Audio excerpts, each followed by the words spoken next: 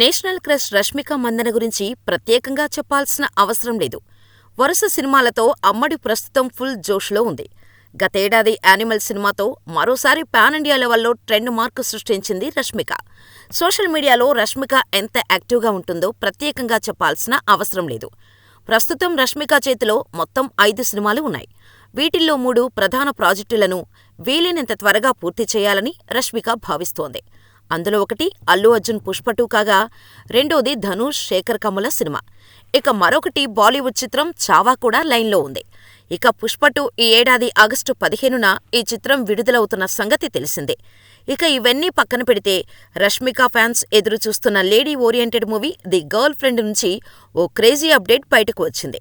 అందాల Rakshasi and Chilasow of fame Rahul Ravindran రచన direct చేస్తున్న ది గర్ల్ ఫ్రెండ్ మూవీ మరోసారి తెరపైకి వచ్చింది.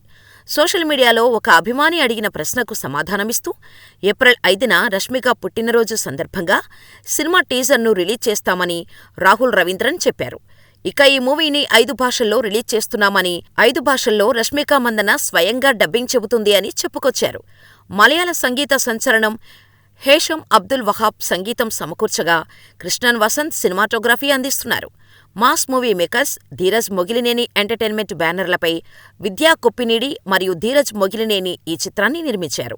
గీతా ఆర్ట్స్ బ్యానర్పై టాలీవుడ్ ప్రముఖ నిర్మాత అల్లు అరవింద్ ఈ చిత్రాన్ని సమర్పిస్తున్నారు.